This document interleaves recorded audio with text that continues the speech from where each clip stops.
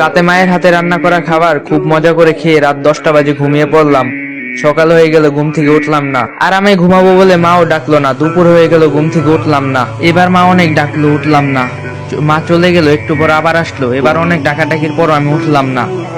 এবার বকাঝকা শুরু করলো, তারপর উঠলাম না। এবার মা একটা থাপ্পড় দিল, তবু উঠলাম না। এবার মা হাত ধরে টান দিল, কিন্তু আমার হাত পুরো শরীর নিয়ে নড়া দিয়ে উঠলো। শরীর আমার পাথর নয়, পুরো শক্ত হয়ে গেছে। মা কিছু না বলে চুপ করে রুম থেকে বাবাকে ডেকে নিয়ে আসলো, কিন্তু বাবা আমাকে অনেক ডাকার পরও আমি উঠলাম না। এবার বাবা চোখের পানি ফেলে দিয়ে বলল, উঠে আয়, তোকে আর কোনোদিনও কিছু বলবো না। যেভাবে করে থাকতে চাস ওভাবেই থাকিস, তবু উঠে আয়। তোকে আজকে আমি ল্যাপটপ কিনে দেব। আমি অবাক হয়ে দেখছি বাবা এত করুণা করে আমাকে কোনোদিনও বলে নাই, অথচ আজ বলছে আমি উঠে আসতে চাচ্ছি, কিন্তু পারতাছি না। ওইদিকে বাবা নানান রকম লোক দেখিয়ে বলছে, উঠে আয়। একটু পর আমার বাড়িতে অনেক মানুষ চলে আসলো। ওইদিকে মা অনেক কান্না করতেছে। মাকে কেউ সান্ত্বনা দিচ্ছে, কেউ বাবাকে, কেউ ভাইকে, কেউ বোনকে নানান রকম কথা বলে বোঝাচ্ছে। একটু পর কয়েকজন এসে আমাকে খুব যত্ন করে বিছানা থেকে নামিয়ে লোহার শক্ত খাটিয়ায় শুয়ে দিল। আমি কাঁদতাছি আর বলতাছি, পেটে খুব ব্যথা লাগছে, নামাও এখান থেকে আমাকে। কেউ আমার কথা শুনছে না। একটু পরেই মানুষগুলো গরম পানি নিয়ে এসে আমার শরীরে কিছু পানি ঢেলে দিল। ইস, আমার শরীরটা পুড়ে যাচ্ছে বলে চিৎকার করছি, কেউ আমার কথা শুনছে না। আমাকে পরম যত্ন করে গরম পানি দিয়ে খুব সুন্দর করে ঢেলে ঢেলে ধুয়ে দিচ্ছে। আমি কাঁদতাছি, আমাকে গরম পানি দিও না, আমার শরীর পুড়ে যাচ্ছে।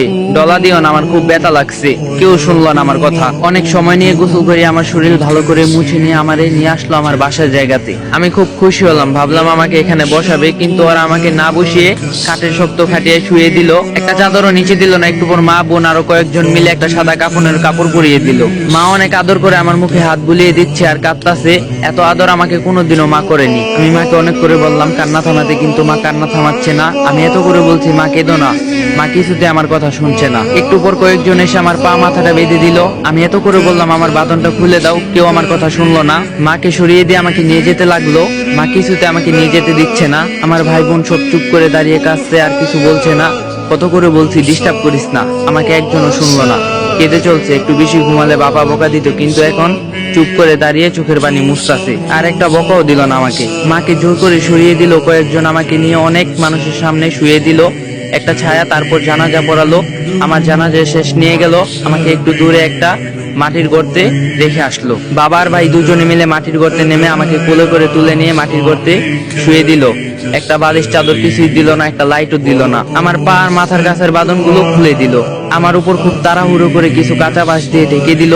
তার উপর কি কি দিল আমি কিছুই দেখতে পাচ্ছি না। যতই সময় যাচ্ছে মাটির গর্তে অন্ধকার নেমে যাচ্ছে। আমি চিৎকার করছি আর বলছি, আমাকে এখান থেকে বের করো, আমার খুব ভয় করছে, কিছুই দেখতে পাচ্ছি না। একটু পরে আমার উপর মাটি